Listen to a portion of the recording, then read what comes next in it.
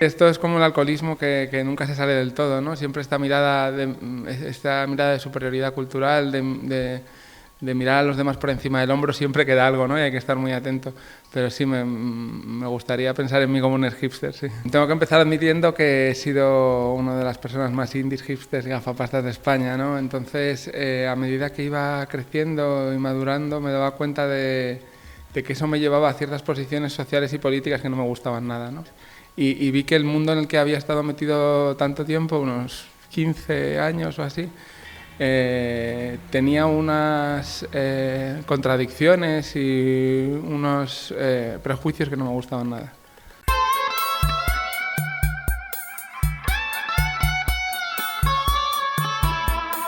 Yo nací a principios de los 70 y somos la primera generación socializada en el hiperconsumo, ¿no? Se ha traducido en unas formas artísticas muy individualistas y sin ninguna conciencia de clase ni de solidaridad, y solo basadas en una exhibición de exquisitez estética. Eso es lo que yo considero que es la cultura hipster. El concepto de dominación me parece muy importante, ¿no? Porque lo que hace la cultura hipster es hacer nuestros los valores de la clase dominante, ¿no? Todos hemos notado en los últimos años que hay una explosión de patrocinios de todo lo que sea cultura indie, hipster y gafapasta, ¿no? En festivales de música, es la música que suena en los anuncios, es una cultura que no choca en absoluto con la gente que manda, con lo que se llama hoy las élites. Eso a mí me producía inquietud, ¿no? Porque no me gusta cómo es el mundo. Soy más partidario del tipo de culturas o subculturas que sí suponen un confrontamiento y un conflicto con las élites actuales.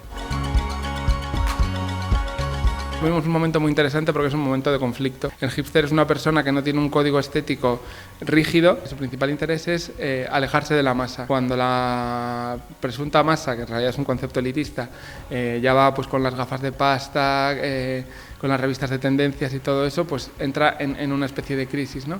Y ahora además tenemos un momento de cambio político, ¿no? Donde ya no hay tanto dinero para consumir los productos que te distinguen de los demás. ¿Por qué? Porque ha habido recortes, despidos, desahucios, hemos tenido todo el 15M. Yo me alegro profundamente de que se esté dando un movimiento de deshipsterización, incluso por los propios hipsters, ¿no? Hemos visto ahora que Vetusta Morla hacen canciones contra el saqueo financiero, que Amaral hacen un vídeo totalmente contra las élites, que hay grupos como El Pardo que tienen letras políticas. Otra trayectoria muy, muy significativa es la de Nacho Vegas, ¿no? Que escribía canciones súper interioristas sobre sus tormentos poéticos y personales, y ahora mismo está escribiendo sobre los desahucios, sobre sindicalismo, sobre unirse para recuperar las ciudades.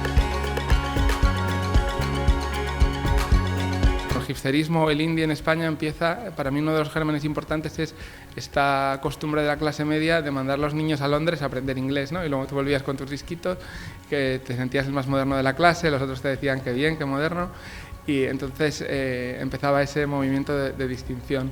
Pero en el 2000 aparece un fenómeno que son las revueltas antiglobalización, todo esto que se llamó la batalla de Seattle, ¿no? Bestsellers como No Logo, de Naomi Klein, todo el auge del zapatismo.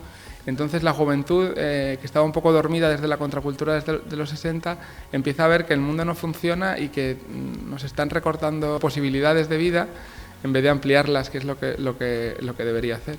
Entonces en ese momento yo estaba muy rodeado de modernos, pero me empiezo a interesar por revistas de política y de sociedad, y ahí es donde empiezo a darme cuenta de las disfunciones.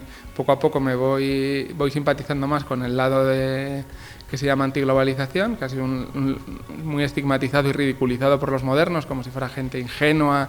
Y al final yo creo que el 15M de 2011 ha sido el momento en que se ha dado cuenta de que ese bando tenía razón, ¿no? De que había dinámicas en el capitalismo que eran muy, muy duras para la gente joven y también para la gente mayor, y que lo que había que hacer es ser un poco más consciente de tus derechos y prestar más atención a la política.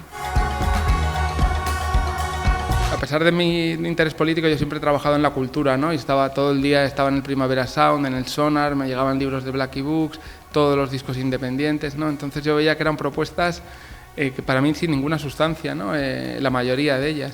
Por hablar de los festivales, son festivales, mientras que la contracultura chocaba totalmente contra el sistema todo el rato, yo vivía en una especie de cultura moderna que nunca chocaba con nada. Hay una frase en el libro que dice que los hipsters no buscan un consumismo que te haga orgulloso de consumir, ¿no? O sea, normalmente el consumismo es una cosa que todos vemos como algo negativo, ¿no?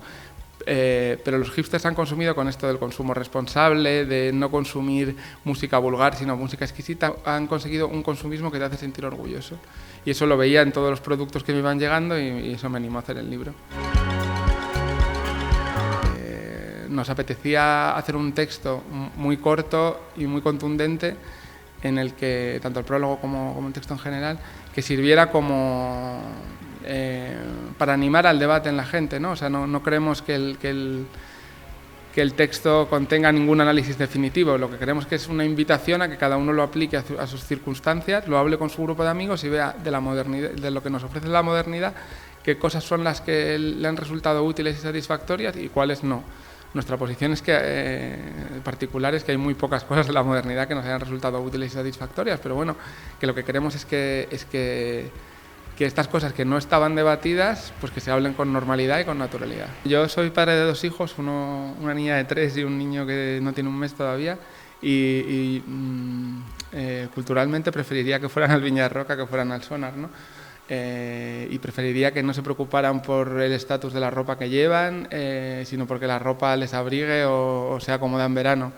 Y esa es mi conclusión como padre, ¿no? Y eso lo he puesto en el libro. Creo que debemos preocuparnos menos por los productos que compramos y más por las relaciones sociales que tejemos, ¿no?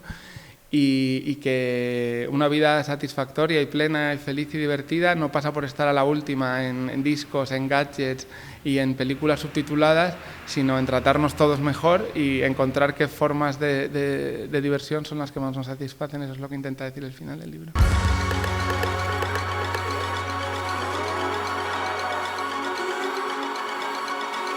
Buenos días, buenas tardes, buenas noches.